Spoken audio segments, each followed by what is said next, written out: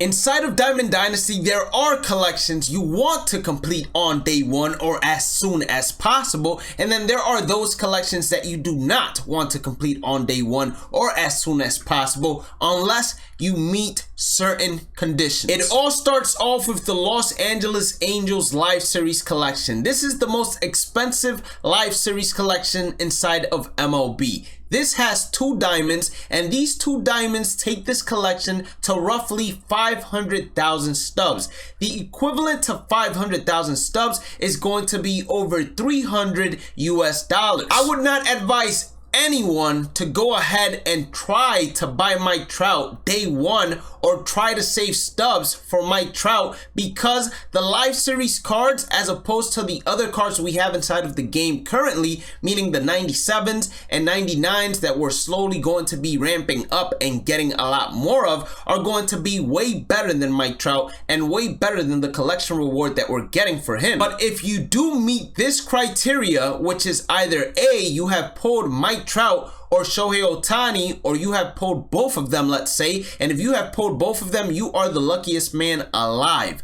Let me tell you that. That is the only time I would tell you yes, you want to complete the Los Angeles Angels Live Series collection as soon as possible, because you never know what is going to happen inside of the regular season. 2 things could happen that could either A, make this collection a lot more expensive, but not all around, it would only make these 2 diamonds more expensive, or B, could make this collection a lot cheaper, but not all around, it would make these 2 diamonds in particular a lot cheaper. What could happen is that Mike Trout, instead of meeting his projections for this year, he could drastically be underperforming, especially at the start of the season. That would go ahead and cause SDS to look at Mike Trout a little bit more closely and see which attributes they can go ahead and change up in order to drop his overall. If Mike Trout or Shohei Ohtani, let's say for example, are dropping in overall, then that means that the price of their cards will also drop in value, also dropping the total price of this collection. But just like it could go down, it could also go up if Shohei Ohtani and Mike Trout are both exceeding their expectations. But that is going to be very difficult to do because they already are a 95 and a 92, and there is very little to no room for Shohei Ohtani to reach, let's say, a 97, 98, 99 overall, as we rarely have ever seen a Live Series collection card or Live Series diamond as a whole reach. Before we jump on to the next team, let me remind you to please hit that like button, red subscribe button, notification bell so you don't miss another upload. Also, make sure to check out the description for the Twitch where we stream every day, Discord, MLB The Show community, social medias, follow me, and how to become a member if you want to support me financially. Let's continue. The second collection is the New York Mets, and this is a tricky one. It roughly costs 265,000 stubs to complete this entire collection, and we got to look at Edwin Diaz before we look at anyone else. If you've seen the San Diego Padres collection, you would say to yourself, Fernando Tatis Jr. isn't there, and that's because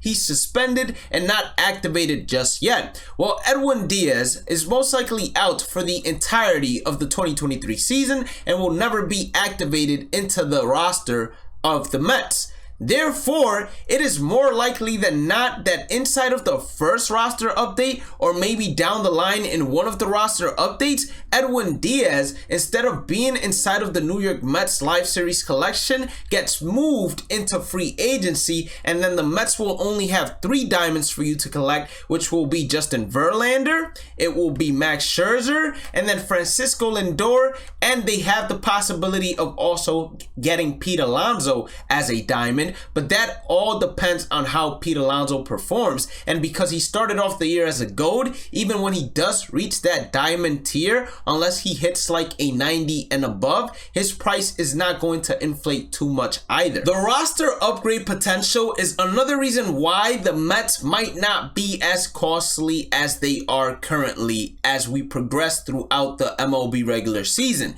It is very difficult for pitchers up in age, despite Justin Verlander being and Anomaly, as well as Max Scherzer, it is very difficult for them to continue on meeting their 3-year averages, if not exceeding past their 3-year averages. So if we believe that some regression is going to come, it is very easy to see both of these starting pitchers drop out of that high tier 90 overall diamond, becoming much more cheaper. If you look at the Mets Live Series team as a whole, most of them are older guys stuck between gold, silver, and bronze, and it is very hard, unless you are a prospect, for you to go ahead and exceed those expectations and jump past a silver if you're a bronze, or jump past a gold if you are a silver, etc. The third one is going to be the New York Yankees. Yes, we're getting spicy with it. We got both teams from New York.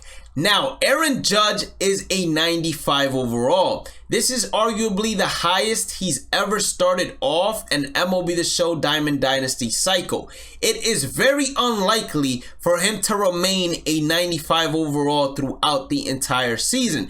Last season was an outlier in my opinion. He wanted to get paid, and man, did that boy get paid. So I think that Aaron Judge is going to face some normal regression, and he, instead of remaining at a 95, is also going to underperform his 3-year averages, if not underperform his projections, therefore dropping him from maybe a 95 to a 92, 91, even 93, therefore making him a lot cheaper for you to go ahead and complete these collections. As well as Carlos Rodon being injured, it is unlikely that he gets sent over to free agency, so don't have your hopes up high for that, because it is not a season-ending injury. Whenever he gets activated, depending on how he performs, that will also dictate whether he remains a diamond or not. And then of course Garrett Cole falls under the same category. How he performs this season dictates whether he remains a diamond or not. But one thing about Garrett Cole is, if he performs well, he has the chance of going to high tier diamond, but his cost is not going to inflate too much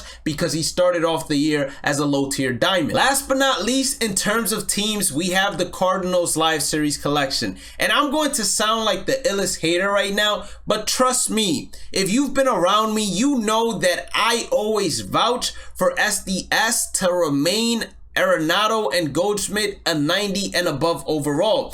But for some reason, SDS must have a grudge against them or feel some type of way, because I kid you not, they could start off the year as 92s, and as the year progresses, they always drop them down to 89s and 88 overalls, just to the following roster update upgrade them back to 90 overalls, and it drops their value by so much that it's not even worth investing in them. So I'm telling you all right now, due to the previous happening, meaning due to history repeating itself, I do believe that throughout the year, SDS is once again, unless both of them come out the gates having MVP seasons, I believe that SDS is going to once again drop them down below that high tier diamond into low tier diamond, and that is going to make this collection one of the cheapest collections as well inside of the NL Central for you to do, compared to the price that it's currently at. Last but not least, we have the American League Life Series collection, which is roughly going to cost you 1,150,000 stubs. So that can be close to $1,000. Not going to be $1,000 exact, because that's 1.5 million stubs, but it's close to that price range. And let me tell you this right now, this reward as a collection reward is not it. He has 65 fielding at first base. It's going to help you out with scoops, but if anyone has used a bronze fielder at first base, they would know that they don't scoop as frequently as someone at a higher tier level. And then the 58 reaction is not helpful at first base either. Not only that, you look at his power, it's amazing, but you look at his 102, 101 contact, you say that's pretty good, but as soon as there is a runner in scoring position, it drops to a 96. Keep that in mind. So he has less contact whenever there are runners in scoring position, and I can almost rest assured guarantee you that we're going to be receiving some 99 overalls that are going to belong to either set 1 or set 2